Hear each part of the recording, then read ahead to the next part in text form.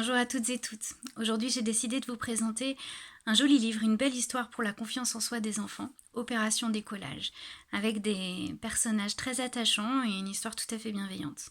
Donc, elle est écrite par Elsa Faure-Pompey et illustrée par Chloé Fruit.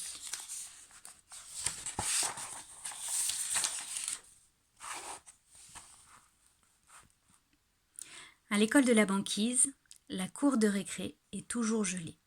Mais les élèves sont habitués et chaque jour, c'est patinage pour le goûter.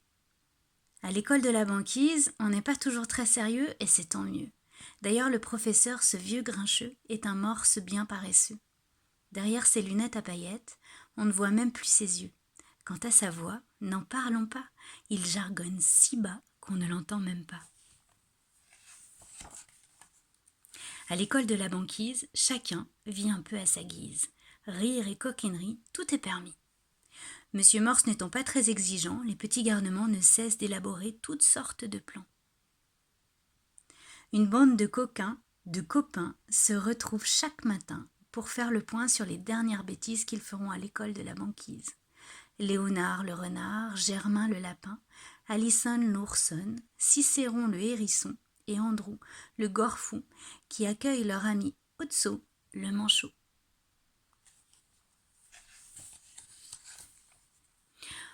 Otso est un peu différent des autres manchots. Entre terre et mer, ces oiseaux rigolos n'ont pas peur du froid de l'eau. Nageurs excellents, ils savent également se promener sur la terre glacée.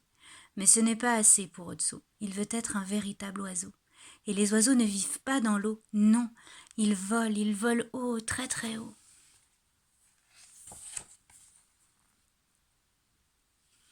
Salut Otso, tu es prêt pour le grand saut questionne Alison. Arrête, tu sais que je n'aime pas la natation, répond Otso furibond. Dans le grand livre des oiseaux, nous les manchots appartenons à la famille des oiseaux qui ne peuvent pas voler. Je me demande bien qui a décidé que les manchots pouvaient nager et marcher, mais qu'ils ne pourraient jamais voler. Nom d'un pingouin glacé, je suis révoltée, s'exclame Otso en colère. Mais qu'est-ce que ça fait demande Alison l'ourson, tant que tu peux te déplacer. Qu'est-ce que ça fait répond Otso. Ça fait que je ne vois jamais plus loin que le bout de mon nez. Moi, je veux voyager. Je rêve de l'immensité du ciel étoilé. Je veux sentir l'air me caresser. J'en ai assez de ces ailes toujours collées. Regarde, je ne peux presque pas bouger. Moi, je veux être un super-héros des forêts. Je veux voir les feuilles tomber. Je veux sentir la chaleur du soleil sur mes ailes. Je ne veux plus être congelée ni frigorifiée.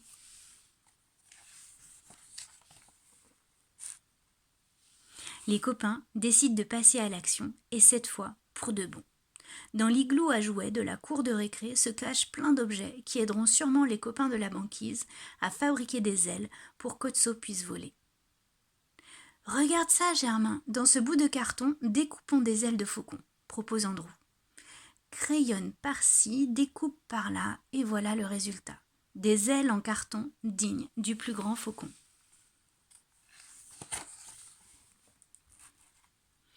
Otso, hurle Alison, viens par ici, nous avons pour toi un cadeau que tu ne regretteras pas. Attachées par des bretelles, les ailes trouvent une place dans le dos d'Otso qui, tout content, se lance au gré du vent. Actionne les ficelles, vas-y, bats des ailes, encourage les copains. Otso, vaillant, prend son élan, escalade une colline de la banquise et en avant! Il vole, vole. Une minute seulement, car vlan! Le carton n'aime pas bien l'humidité. Les ailes sont toutes humidifiées et boum! Otso se retrouve le bec coincé dans un igloo. Attends, j'ai une autre idée. Et si on lui fabriquait un parachute? Avec ça, pas de mauvaise chute, dit Léonard. Fouille, farfouille, touille et retouille dans les jouets de la récré. Les petits copains ont trouvé ce qui sera un parachute malin. Tiens Otso, ça c'est du parachute anti-chute. Andrew lui tend un parapluie. Sans pluie, libre comme l'air, cet outil fera bien l'affaire. Otso, le zéphyr dans le dos, prend son élan, escalade une colline de la banquise et en avant! Il vole. Une minute seulement, car vlan. Otso est bien trop gros pour être porté par un parapluie coquet. Les copains, arrêtez, vous voyez, je ne volerai jamais.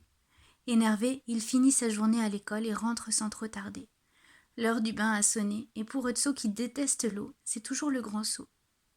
Il lave sa bouille de fripouille et se dandine, car ce bain le chagrine. Vite, le savon, frotti-frotta, par-ci par-là, youpla voilà. Alors il s'enroule dans sa serviette. Otso regarde son reflet dans le miroir. Oh, sa perlipopette, il n'en croit pas ses mirettes. Otso porte une cape de super-héros. Le voilà prêt à voler au secours des baleines échouées, des gazelles coursées et des chats perchés.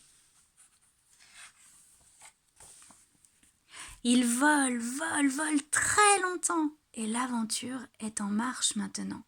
Forêt, chaleur d'été, champs fleuris, campagne jolie, montagnes rocheuses et mer onduleuse. C'est le voyage musclé d'Otso super-héros. Il plonge à pic, il va si vite. Cet air doux et frais sur sa peau gelée. Bec levé, tête fière et assurée, il bombe la poitrine.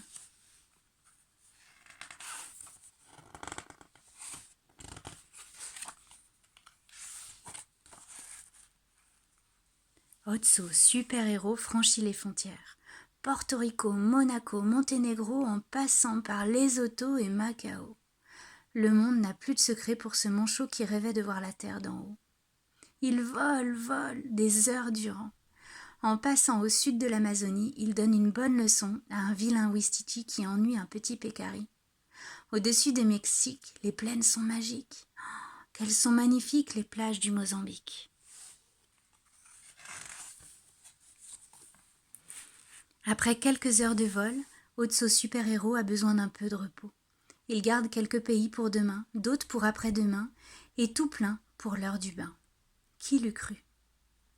Une baignoire, un miroir, une serviette et une savonnette ont aidé Otso à s'envoler. Voler comme un oiseau ou voler comme Otso, qu'importe. L'essentiel se trouve dans le cœur.